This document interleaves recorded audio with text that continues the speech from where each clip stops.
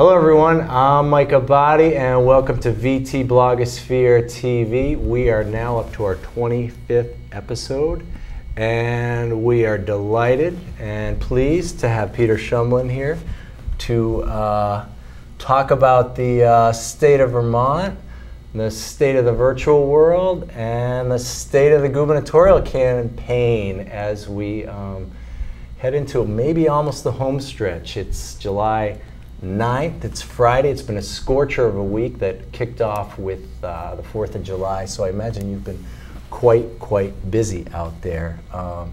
Peter lives in Putney, has all his life, is that right? That's correct. And he represents Windham County. He's a state senator, second tour of duty, is that right? Second tour of duty. And also Senate president, which gives you a very unique and powerful position to move legislation through. And you've been quite busy the last couple of years. It's been some amazing headlines coming out of Vermont. So I'm just wondering how it's been out there on the campaign trail this hot week. Seems like a great way to take the pulse of the state, meeting people, and I'm wondering really what you're learning out there.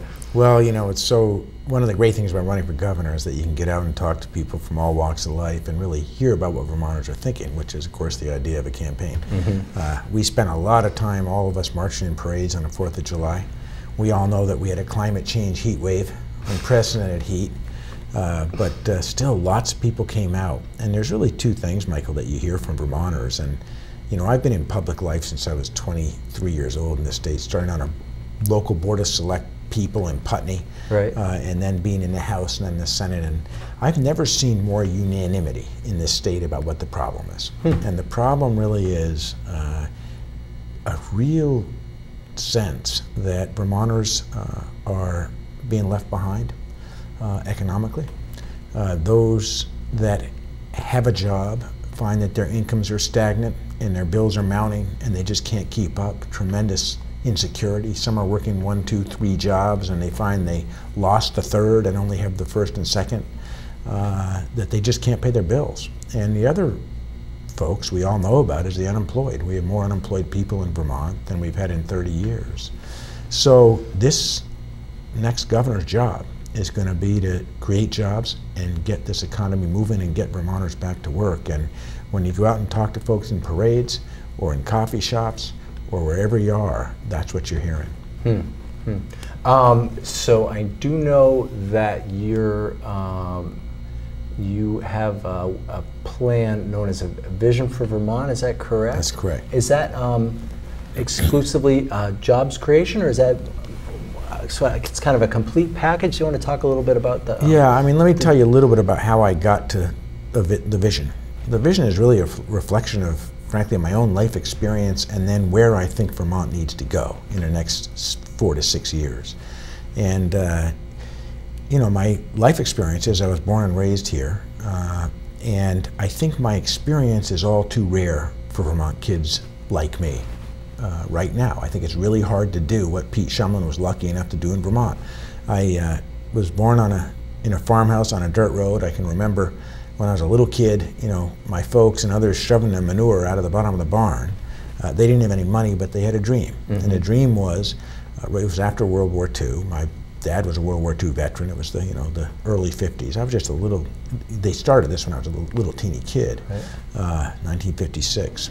They actually started before I got there, but they moved the office when I was a little kid. But their dream was to send high school students abroad during the summertime to build world peace and world understanding. And you know, in the 1950s, early 50s, that was a pretty radical idea. Right. They were moving kids back and forth by ship, no airplanes.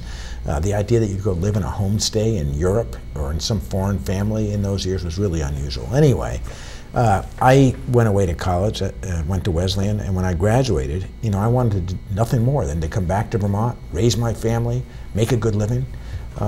And that's what I did, and I convinced my little brother to come and do the same, and we took that little organization, which was in the basement of the barn, and we built it. We made some really good decisions. We had a lot of luck.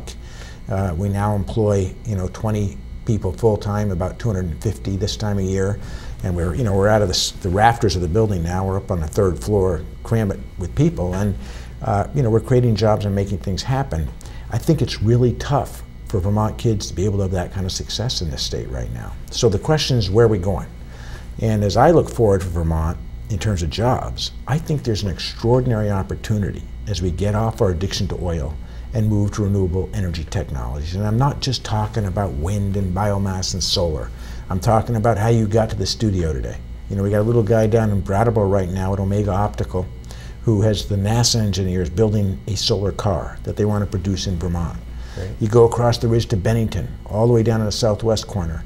You have a composite revolution going on there with companies that are literally building components for automobiles, for General Motors and Ford, that out of composite that you can lift up with one finger, a fender of a car. Right. That out of steel you need two burly arms. Yeah, that's better gas mileage. Exactly. Loss, right? So all of these extraordinary economic opportunities for Vermont, from energy to components for automobiles to wind to solar to where we grow our food and how we grow it. I believe Vermont has a really bright ag future.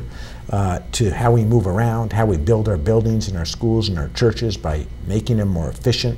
Huge job creation, and I think that's the next governor's opportunity. And I think that's how we'll get more kids like Pete Shumlin coming back here, making a great living and putting Vermonters back to work. All right, there's the, I guess, students maybe go abroad and they don't come back, but the idea that there's stuff to come back to and create here. Well, it's tough for Vermont kids. I mean, I've got two daughters in college starting next year. One's already in, the other one's headed. And they say to me, we want to come back and make a living in Vermont, but there's no internet in a lot of places, certainly not at our house. Right. How's your cell coverage? Their cell coverage is terrible. There's some infrastructure things that Vermont has to get done, and as a politician, I've proven I get tough things done. We have to have internet access across every corner of Vermont by 2013. That's a promise that I'll make that's in my vision. We'll get it done through a public-private partnership using the bonded authority of the state of Vermont. We will get to every corner of the state. I'll get it done. The second thing is we have to pass a single-payer health care plan. We can be the first state in a nation where your health insurance is not an obligation of your employer any more than we expect them to pay your fire insurance, your car insurance, your life insurance. Yeah. Let it follow the individual, and we've got to change the system because we're spending $1 million more a day on health care in this state than we were the day before. There's only 600,000 of us. That isn't sustainable. So health care is the second part of the plan. The third is an early childhood education system where we be the first state that gives equal access to early childhood education, the same priority as the rest of the education system. Now that's so important because Vermont right now has the distinction of being the #1 state in the country to have not per capita in terms of our population of nonviolent offenders. Folks that were locking up at $51,000 a year, and this is what we know about them. And exporting. And exporting them to Kentucky. Right. And this is what we know about them. 90% of them have difficulty reading, and 90% of them have drug and alcohol-related addictions. You can bend that curve. All the evidence indicates that if you get to them early, you get to Vermont kids early, that you will not only save their self-esteem by meeting their needs, teaching them to read and write and do the things that they're missing otherwise, but that for every dollar you spend in early childhood education, you get a return of $6 to $7 to $8 in money you don't spend later on prisons or other government programs. So that's the third component. Healthcare, broadband internet, early childhood education, and finally, we have a vision to reconfigure Vermont's tax structure so that we actually have a tax structure that grows job and grows wealth. And the point there is, right now Vermont's taxes, whether it's property, income, sales, or rooms and meals, is based upon an economy where we were mostly an industrial state. Those jobs have been shipped, as we know, to China and India, where there was no internet. You couldn't buy a thing on the internet because it didn't exist. Right. So we used the quote-unquote sales tax to capture sales. Them down, right. That's over. Yeah. And the third piece is that capital wealth wasn't electronically movable. To move, $100,000 from the Chittenden Bank in downtown Montpelier to Tokyo, you literally had to load it into a suitcase and carry it there. Those days are gone. So we have a very antiquated tax system that's based on an old economy. We have the Speaker, myself, and the Governor put together a wonderful commission that's going to come back to us with some really thoughtful recommendations about how we rewrite Vermont's taxes to grow wealth and grow jobs.